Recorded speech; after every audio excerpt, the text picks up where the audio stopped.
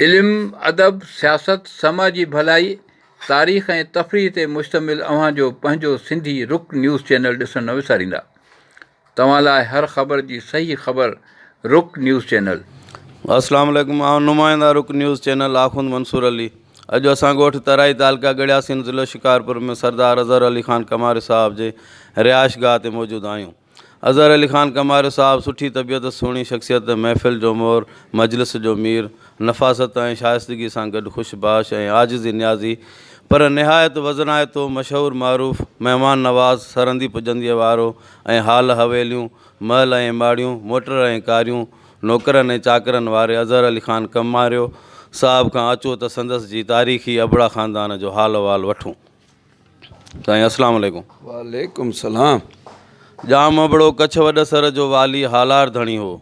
जाम अबड़े जे करे कच्छ जे ओलह हिसे हिंदुस्तान में ज़िला अबड़ासियो वॾे इलाइक़े ते मुश्तमिल आहे। अबड़ासियो रायमपर नदीअ जे किनारे आहे। उते अबड़े जी क़बर मथां वॾो मक़बरो ठहियलु आहे जिते हर साल मेलो लॻंदो आहे। अबड़े जे पुट डूंगर राय जी औलाद मां अबड़ा आहिनि। तव्हांजो ख़ानदान उन इलाइक़े खां हिते कॾहिं आबाद थियो, उन लाइ असांखे कुझु ज़रूरु ॿुधाईंदा। बिस्मिल्लाह रहमान रहीम। अबड़ो हिकिड़ो सिंध जो हिकिड़ो लफ़्ज़ हुयो बड़ो, उन जो तकलस थियो अबड़ो। उन अबड़े जो ख़ानदान, उनखे 4 पुट थिया, जंहिंजो वॾो पुटु हुयो जंहिंखे शहज़ादो सॾियो वेंदो, उनखे कुमार नाले सॾियो वेंदो फ़ारसीअ में, हिंदीकीअ में। कुमार माना शहज़ादो, जातो कमारियो हलियो। पोइ उहो अबड़े जा पिड़नि, ठटो, ठटे खां मिठी, मिठीअ खां इहे हाला, वरी सेवण, वरी बखर, बखर खां वरी सिबी, सिबीअ खां वापसि अचे नौशहरो अबड़ो जेको गड़ियासीन तालुके में आहे। उन नौशहरे अबड़े खां पोइ हीअ तराई ॿधी वई आहे। हीअ एतिरी पुराणी तराई आहे जंहिंमें भिटाई साहब बि सरदार हिम्मत अली ख़ान जे, वॾो सरदार हिम्मत अली ख़ान, हे वरी उनजो पोटो थियो जंहिंजो इहो नालो रखियो वियो। अॼु ॾींहं ताईं उहे बंगले जूं दीवारियूं बीठियूं आहिनि जिते भिटाई सरकार बि आयो, वेठो, हिते रहियो, हुनजो ओतारो आहे, हुनजा हाल वसीला आहिनि। असांजो हिकिड़ो पुराणो ख़ानदान आहे।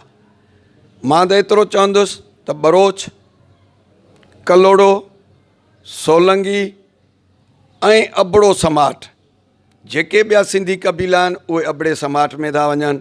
कलोड़ो सिंधी आहे, सोलंगी सिंधी आहे, बरोचनि जा पंहिंजा पंहिंजा पंहिंजा कबीला बि आहिनि, सरदार बि आहिनि, सभु शइ। बाक़ी ॿियूं जेके बि क़ौमियूं आहिनि इहे समाट में आबड़ में थी वञनि पियूं।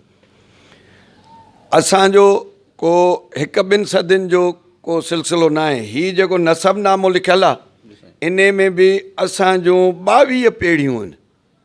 22 पीढ़ियूं सरदार रहिया आहिनि। 22 पीढ़ियुनि जो को बि ॾेखारे चवे त ही कमारियो किथे आहे किथे न आहे, तॾहिं बि कोई न ॾेखारे सघंदो। असांजो इहो ज़िक्र अहिड़ो 100 किताब मां कढी उन्हनि जा ॿियनि जा लेखकनि जा लिखियल हिसा उन अबड़े वॾे किताब में ॾिना विया आहिनि। सो हीअ हिकिड़ा एतिरे असांजो सिस्टम आहे। हिते आहियूं त हक़ीक़त में इहे 2 कबीला, हिकु सिंधी ॿियो बरोच। बरोचनि जा बि कबीला आहिनि, पाड़ा आहिनि, उन्हनि जा हर कंहिंजा पंहिंजा पंहिंजा सरदार आहिनि। सिंधियुनि में कलोड़नि जो पंहिंजो आहे जेको अब्बासीअ मां शुमारु थियो। सोलंगी जेको पुराणो ख़ानदान आहे, पुराणी हैसियत सां थो रहे पियो। बाक़ी जेके बि ॿिया पंहिंजा ईअं कबीला सॾाइनि था त हीउ फलाणो कबीलो आहे, फलाणो आहे, उहो समाट में आहे। जे न बरोच आहे न अबड़ो आहे त आहे कहिड़े कबीले जो, उहो पंहिंजो पाण ई उहो ॾसींदा। इन ते मां वधीक तस्करो कोन कंदुसि।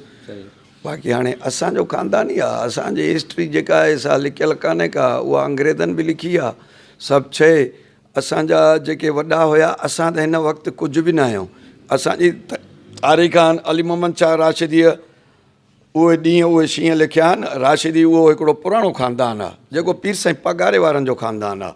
उन जो हिकिड़ो किताबु लिखियो आहे त उन दौर में असांखे 10,000 सिपाही हुयो, फ़ौज ई। असां मीरनि सां मददां कयूंसीं, मीरनि बादशाही कई। बाक़ी असांजे अबड़े जे ख़ानदान मां, उन समाज जे कबीलनि मां जीअं ॼाम थियो, उनड़ थियो, उन्हनि बादशाहियूं कयूं। कमारे बादशाही न कई आहे। बाक़ी हिकिड़ो पंहिंजे वज़न सां पंहिंजे क़ौम जो हिकिड़ो वॾो हुयो, सरदार हुयो। हिन महिल मां उन ख़ानदान जो आहियां, पर सरदार सॾाइण जो मां बि हक़ु नथो रखां। सरदार हिम्मत अली ख़ान आहे, जी साईं। असां उन जा सरदार ज़ादा थी था सघूं, छो जो हिकु पीउ जा पुट आहियूं, बाक़ी सरदार हिम्मत अली ख़ान आहे।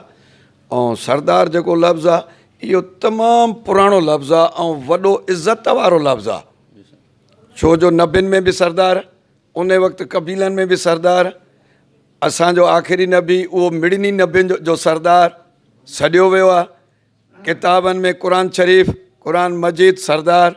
सो इहो हिकिड़ो जेके बि उहो माण्हू हिकिड़ो अकुल वारी ॻाल्हि नथो करे जेको सरदार जी मुखालफ़त थो करे, या जेको सरदार जी इज़त नथो करे, कहिड़े बि क़बीले जो सरदार हुजे उहो इज़त जे लाइक़ु आहे, उन जी इज़त करणु फ़र्ज़ु आहे। ये फ़र्ज़ु इहे हुकुम आहिनि, नबियुनि जा हुकुम आहिनि, असांजनि सभिनी जा हुकुम आहिनि। हज़रत सरवर काइनात जी कोशिशि हूंदी त उन नबियुनि मां जे जंगनि जे दौरान मां को सरदार मुस्लमान थिए त उन्हनि जो कबीलो ई मुस्लमान थींदो हो। सो इहा शइ हूंदी हिकिड़ा हे पुराणी। जॾहिं जाम अबड़ो जंग जे मैदान ते हुयो तॾहिं सूमरनि जूं बाहूं डूंगर राय जी निगरानीअ में हुयूं, जेके बाहूं साम हुयूं तुर्कनि खे हथ न चढ़नि, अहिड़ो हुकुम जाम अबड़े पंहिंजे पुट डूंगर राय खे ॾिनो हुयो। उनखां पोइ छा थियो, उहे बाहूं केॾांहुं वयूं, उन लाइ कुझु ॿुधाईंदा? असुल त अबड़ो सुमरा इहे सभई हिकिड़ी रांदि पिया खेॾनि। उन महिल अबड़े जे कच्छ में अची उहा हिकिड़ी ॻोठ किरी, जेका उन न ॾिनी, तरारियूं निकितियूं, उहे शयूं उभियूं थियूं। से उन महिल पोइ सुमरनि चयो त हीउ उहो शख़्स आहे जेको असांजो सामान झले सघे थो। उहो ठटे जी बादशाही हुई, ठटे में उहे सुमरा हुया। पोइ उते अबड़नि जा ॻोठ आहिनि, पोइ उन अबड़े उते सामा झलियूं।